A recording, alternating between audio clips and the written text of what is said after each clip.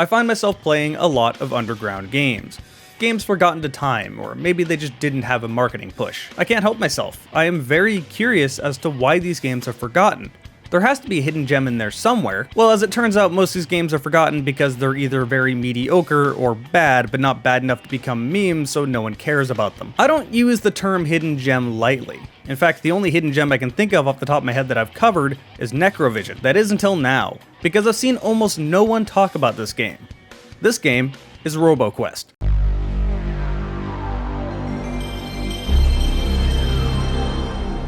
Hey everyone, Jarek the Gaming Dragon here. When I first got linked the trailer for Roboquest, I had two responses. The first one was, why is there robo-ass at the beginning of the trailer? My second response, this music is sick.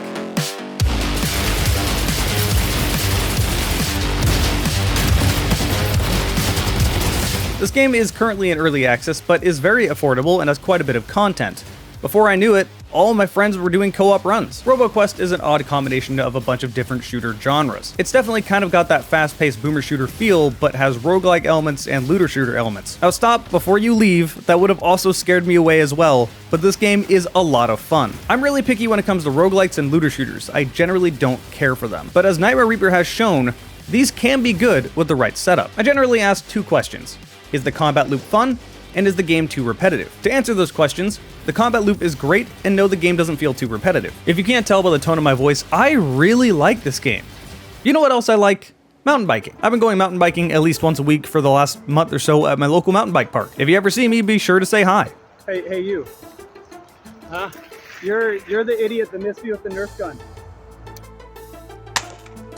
I've also been wearing my IntoTheAM shirts because they're very soft, comfortable, and they stretch. These shirts can be worn quite literally anywhere. Doesn't really matter if you're just going out to the store or mountain biking or something along those lines. So far, I've eaten shit off of jumps, I have snagged these shirts on trees, I've washed them time and time again. They're still just as soft and they have not ripped at all. So yeah, like I say every time I take one of these sponsors from IntoTheAM, it's because I genuinely do use their products and really do stand behind these shirts. And hey, right now they have a current sale on graphic t-shirts. The sale goes from June 23rd till June 26th, so after this weekend, it's over. If you want a good deal on graphic tees, be sure to check that out. And of course, if you want my deal, you can get 10% off site-wide if you go to intotheam.com/dragonshirts or just click that link down below. Of course, a huge thanks goes to IntoTheAM for sponsoring this video. Now let's go back to Roboquest. Graphically, it's not the most advanced game I've ever played, but it's carried by its art style. This definitely doesn't look bad. I've seen quite a few different people compare this to Borderlands due to the pseudo cel-shaded nature of it, which I guess is fair. But personally, I think this game manages to look unique enough. What's more important is that this is a good PC release. All the graphical settings you'd expect are here, yes, including an FOV slider, and I never had the game crash once or any frame rate issues at all. I really want to point out again though that this music absolutely ties everything together. The music fits the art style, it fits the action, it fits the mood. I love the pacing and feel of this game. Even the loading screen has a lot of personality.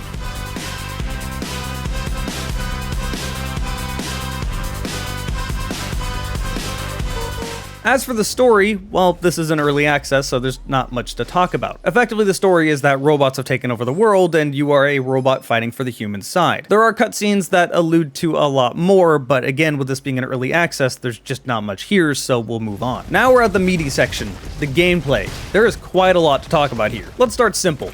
The movement. By default, you start out with a double jump and lots of air control. You even have the ability to grind on rails, which are all over these maps, which is a ton of fun. That said, the exclusion of a dash is something I noticed right away. I have gotten so used to these games having a dash mechanic that when you remove them, it feels super weird to me. You do have a slide, but it's not really that fast. It certainly doesn't replace a dash. That said, you can chain sliding into a jump to do a sort of pseudo bunny hop, so that's a thing. It's not really a complaint that a dash isn't there, it's something I just have to adjust to. After all, not every game needs to be like every other game. That's how we get a million Call of Duty clones again. As for your guns, well, this is where it takes inspiration from looter shooters. Your guns may or may not have a split function. The split function may be something that allows you to fire your gun a lot faster than you should. Or maybe it's something more simple, like just shooting a grenade. More importantly, all of these guns are going to have different stats when it comes to damage and rate of fire, and they might have different modifications, so every gun is going to be very different. It's all random. Even something as simple as a double barrel shotgun is now a deep magazine fed double barrel shotgun. And some of these guns are references to other games to the point of just straight up being a gun from another game. For example, the flat cannon.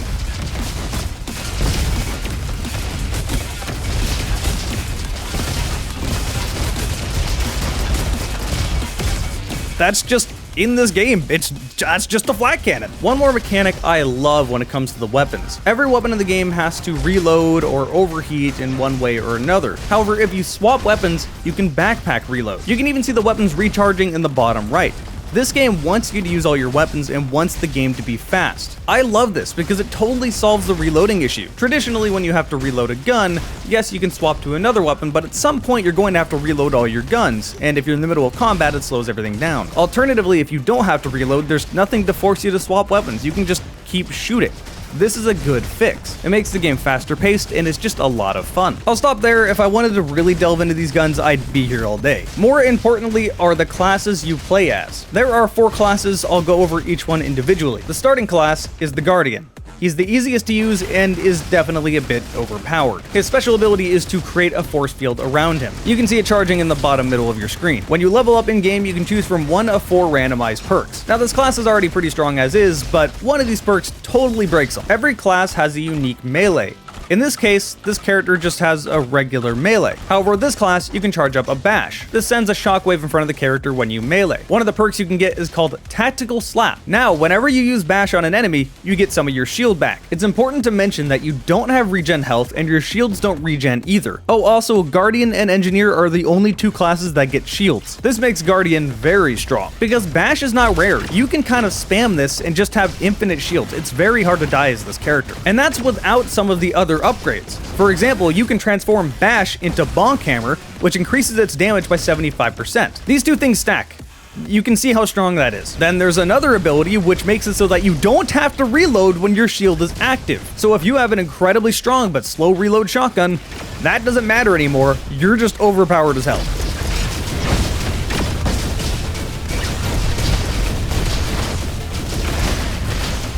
I am a god. Yeah, welcome to Guardian, the most broken fucking thing you can ever use. And that's only 2 of the perks. There are so many more perks for this character. I do genuinely think this character needs to be tuned down a bit. He's a little OP. The next class I want to talk about is Engineer, and this is probably my least favorite class in the game to play. This class isn't bad. In fact, I think he's probably the best balanced out of all of the characters. He's just pretty boring. Your melee is this pulse gun type thing. It's moderately effective, but your special ability is to throw out a drone. This drone is very effective, not because it does a lot of damage, but because enemies now try to attack the drone instead of you. And one of your perks allows you to put more drones out. Most of the perks relate to these drones, like having them be able to shoot missiles and stuff like that. My biggest problem with this class is just that it doesn't feel like I'm involved. My drones are flying and attacking on their own. I'm not really doing anything. I'm just playing a regular first-person shooter. Like, yes, you can press the special button again to make like a shield around them and activate some perks, but again, it doesn't feel like I'm really doing anything. It's effective because, again, they're not shooting at you and your drones are doing damage, but still, I'd rather be engaged. The next class I'm going to talk about is Recon, which is surprisingly my favorite class in the game. I know, right? Jarek liking a stealth class? What is this? Well, Recon's a bit misleading because this is definitely not a stealth class. This is a DPS class. Your melee is a laser dagger and your special ability is to cloak. Every time you kill an enemy, you get another stack, and that's what those bubbles are above the main recharging ability in the bottom middle. When those stacks are full, you can do a very strong melee attack, which is basically going to kill almost anything in one hit. And boy, when your perks start stacking, this class does a ton of damage. For example, you may get a perk that allows you to stay cloaked while you're shooting and attacking the enemy. You may also further get a perk that extends that cloak time every time you kill an enemy. And then you may get a perk that makes it so that you don't have to reload when you're cloaked. Now consider every time you kill an enemy, you get another stack to getting a very strong melee swing, and you can see how killing an enemy can make you stay stealth for a long time. Oh, and to make things even better, all you have to do to get a stack against a boss is melee it. You don't have to kill it. And yeah, that gets as ridiculous as it sounds.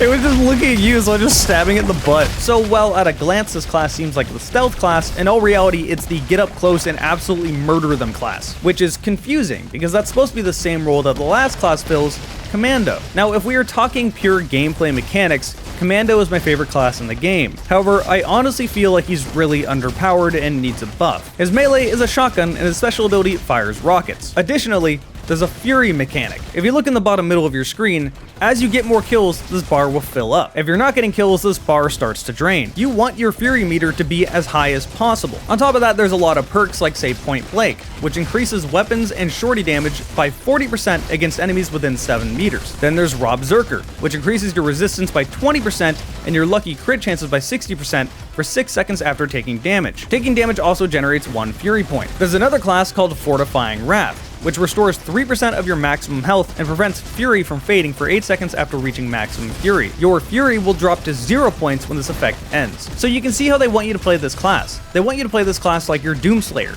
in their face as fast as possible. The biggest problem is that this class is way too squishy. This character is supposed to be a glass cannon, but instead just feels like glass. Restoring 3% of your maximum health when you reach max Fury really doesn't help much. You are very quickly going to get into a situation where you have low health and just can't get it back. This is a real shame because this class is a lot of fun to play, just whipping out the melee shotgun and having rockets and increasing your fire rate and doing so much damage and having the game be this fast. Like, it's exactly how I want to play. But unfortunately, if you do that, you're just going to die, and camping off on the back kind of goes against what this whole class is supposed to do. If they add a perk or buff something else that allows you to get your health back easier, then this class would be perfectly fine. I think they were just afraid of this class becoming too overpowered and overdid it. Instead, now we just have Guardian. This class is at least good against bosses, but that doesn't really counteract the fact that you're kind of dead weight for the rest of the game. Maximum, you can only have 2-player co-op, so yeah. Pretty much everyone I've talked to has been somewhat disappointed that they don't have 4-player co-op, but these maps are definitely not big enough for that, and the game would just be too chaotic. Hell, even just going out to the secret rooms of 4 people would be kind of annoying. If you look on your map and you see a different color, that means there's a secret room and you'll get some extra chances of loot. Generally, there's a little like platforming thing beforehand, and I imagine trying to do this with 4 people would be annoying, let alone when enemies are around. So in conclusion with the classes, Guardian is kind of overpowered, Engineer is fine, although very boring, Recon is very fun and I think perfectly fine, and Commando needs to be buffed. Just its survivability, that's all I'm asking for, nothing else. I'm not asking for a direct copy of Doom Glory Kills, but something along those lines would work really well for this character. Oh yeah, I haven't talked about the bosses, have I? There's 4 or 5 bosses in this game, and they're pretty fun to fight. Boss music in this game is also awesome.